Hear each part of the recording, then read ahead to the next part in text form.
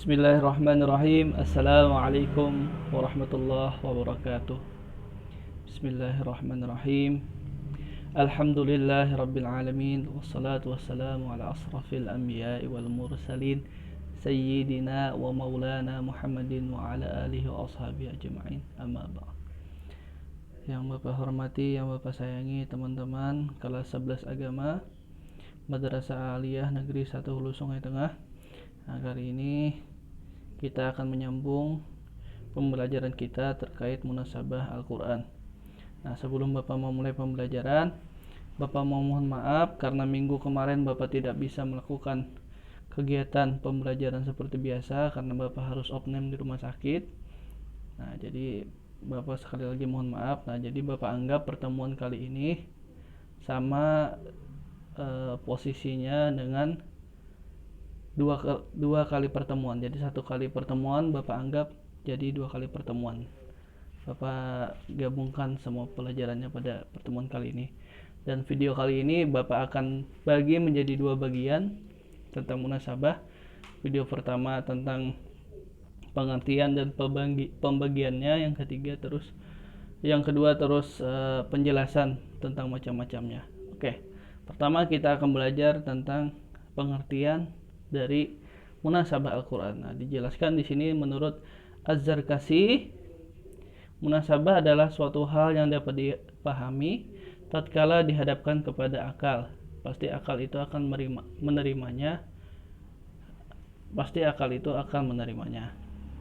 Nah, terus menurut Mana Al-Katan, munasabah adalah sisi keterikatan antara beberapa ungkapan dalam satu ayat atau antar ayat pada beberapa ayat atau antar surat di dalam Al-Quran. Nah, itu.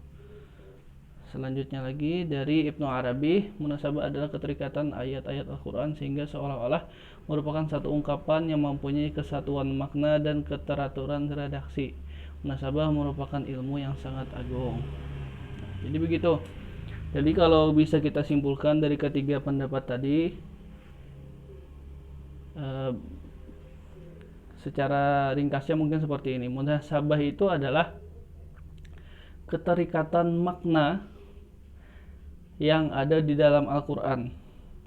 Misalnya makna yang terikat antara ayat dengan ayat, atau surah dengan surah. Bisa juga awal surah dengan akhir surah selanjutnya. Nah, itu ada keterikatan makna atau keterikatan pemahaman. Nah, kita jelaskan lagi selanjutnya seperti apa supaya lebih paham. Pokoknya munasabah itu seperti ada persamaan di antara ayat 1 dengan ayat 2 misalnya, atau akhir surah A dengan awal surah B itu ada keterikatan. Nah, atau surah A dengan surah B ada keterikatan. Nah, itu pengertian secara sederhananya tentang apa yang dimaksud dengan munasabah. Nah, selanjutnya cara mengetahui munasabah menurut Imam Suyuti dijelaskan ada 4 langkah. Yang pertama, harus diperhatikan tujuan pembahasan suatu surat yang menjadi objek pencarian. Nah, berarti harus diperhatikan tujuannya dulu. Tujuan surah itu untuk apa? Nah, tujuan surah. Yang kedua, memperhatikan uraian-uraian ayat-ayat yang sesuai dengan tujuan yang dibahas dalam surah. Nah, terus setelah kita mengetahui tujuannya, terus kita perhatikan apa penjelasannya tentang ayat-ayat itu. Jadi tujuan surahnya apa, terus penjelasan ayat-ayatnya seperti apa. Nah, yang ketiga, terus menentukan tingkat uraian itu apakah ada hubungannya atau tidak. Nah, setelah kita melihat tujuan surahnya, surah ini diturunkan tujuannya kira-kira untuk apa. Nah, terus kita lihat penjelasan ayat dengan ayat di dalam surah itu apakah ada hubungannya atau tidak. Maksudnya setiap ayat itu penjelasannya sama tidak. Nah, ayat 1 dengan ayat 2 apakah memiliki penjelasannya berbeda. Misalnya ayat pertama berbicara tentang surga. Apakah ayat keduanya masih bercerita tentang surga, atau misalnya ayat keduanya tiba-tiba bercerita tentang perdagangan. Nah, itu jadi harus kita lihat dulu. Yang pertama, tujuan surah itu diturunkan. Yang kedua adalah uraian ayat-ayatnya atau penjelasan tentang ayat-ayatnya. Terus kita lihat yang ketiga ada tentukan apakah uraian itu, penjelasan itu ada hubungannya atau tidak. Nah, yang keempat, dalam mengambil kesimpulan hendaknya memperhatikan ungkapan bahasanya dengan benar dan tidak berlebihan. Artinya menjelaskannya itu hanya sesuai dengan penafsiran dari Nabi saja maksudnya. Jadi kita lihat penafsiran Nabi seperti apa. Jangan misalnya penjelasan tentang ayat ini Nabi menjelaskannya seperti ini, tiba-tiba bahasanya lebay, terlalu jauh dari penafsiran Nabi. Nah, jadi harus tidak berlebihan, bahasa kitanya mungkin tidak banyak kembangnya dalam menjelaskan sesuatu, tidak lebay. Nah, selanjutnya adalah macam-macam munasabah. Nah, yang pada video kali ini mungkin Bapak akan menjelaskan 2 macam munasabah dulu. Yang pertama adalah munasabah antar surat dengan surat sebelumnya. Nah, Imam Suyuti menjelaskan bahwa munasabah antar surat dengan surat sebelumnya berfungsi menerangkan atau menyempurnakan ungkapan pada surat sebelumnya.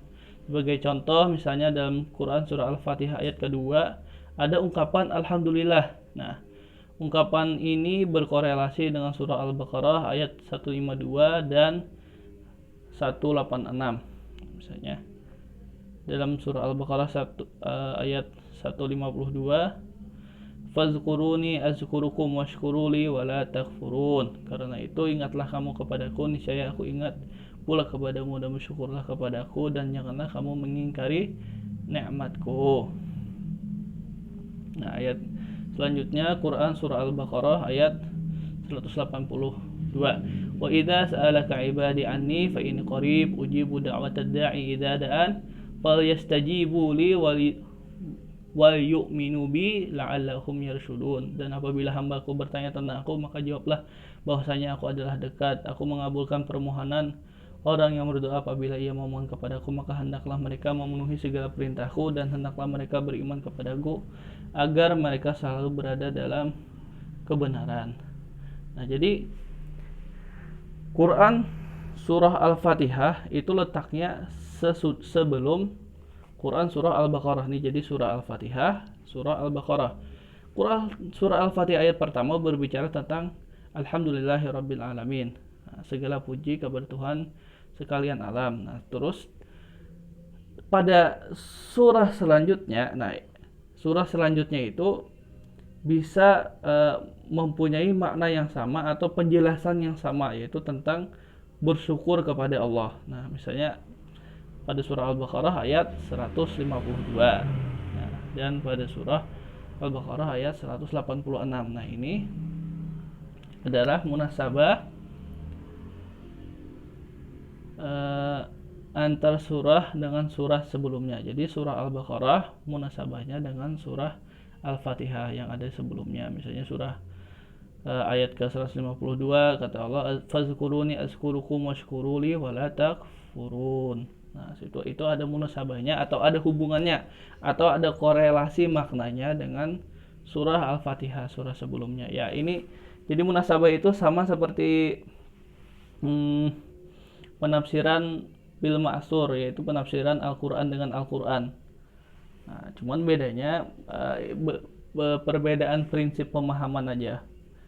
Pada pemaknaan munasabah itu artinya ada korelasi, ada keterikatan makna. Nah, itu biasanya digunakan dalam penafsiran Al-Qur'an bil Qur'an. Nah, itu penjelasan untuk macam munasabah yang pertama. Macam munasabah yang kedua yaitu munasabah antar nama surat dengan isi dan tujuan turunnya.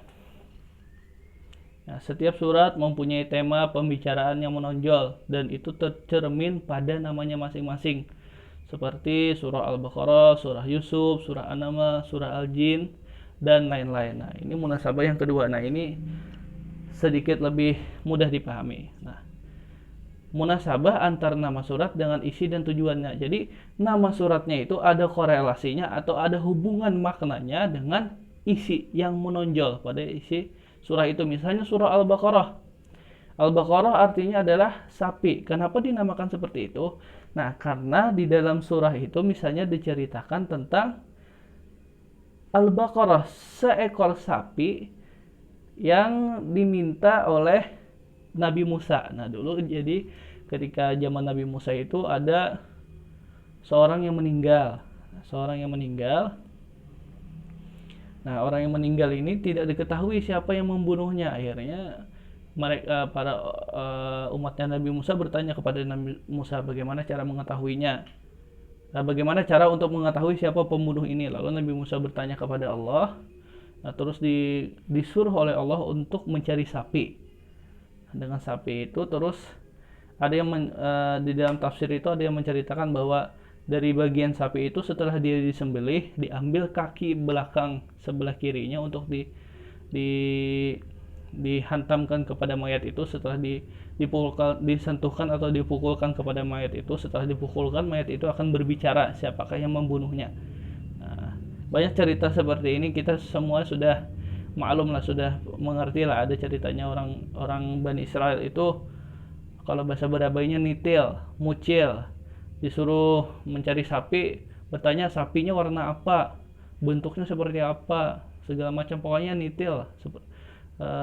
Banyak banyak pertanyaan, padahal diperintahkan Allah cuma mencari sapi aja, tapi malah bertanya lagi dengan maksud mengolok-olok kepada Nabi Musa. Nah, itu karena isinya yang paling menonjol adalah cerita itu, maka dinamakanlah surah ini surah Al-Baqarah. Nah, jadi ada korelasi, ada hubungan antara nama surah dan isinya, isi dan tujuan turunnya. Nah, terus surah Yusuf. Nah, surah Yusuf bercerita tentang cerita Nabi Yusuf yang bercerita kepada ayah beliau bahwa beliau melihat bulan dan bintang sujud kepadanya. Nah, terus kata ayahnya, engkau akan menjadi seorang nabi ya Yusuf. Nah, tapi engkau jangan menceritakan ini kepada keluargamu, kalau kamu kepada kakak-kakakmu, karena mereka itu iri dengki. Nah, sudah maklum lah bagi kita semua cerita Nabi Yusuf. Setelah itu beliau dibawa oleh saudara-saudaranya ke hutan, terus dibuang ke dalam sumur. Nah, bajunya diambil, ditimpakan dengan darahnya domba supaya diceritakan kepada ayah beliau bahwa Nabi Yusuf telah dimakan oleh serigala. Nah, itu kenapa dinamakan surah Yusuf, karena di dalam surah itu banyak mengenai cerita Nabi Yusuf. Nah, jadi gitu, ada korelasi antara nama surah dengan tujuan turunnya. Nah, itu macam atau jenis munasabah yang kedua. Jadi Bapak ulangi lagi, yang pertama munasabah antara surat dengan surat sebelumnya.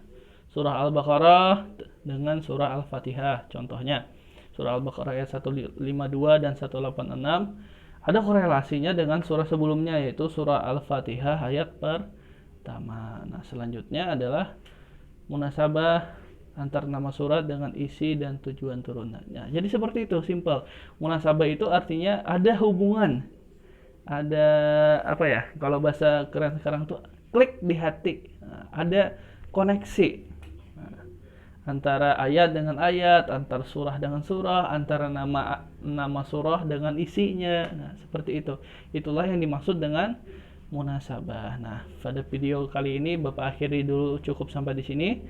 Insyaallah akan kita lanjutkan pada video yang kedua.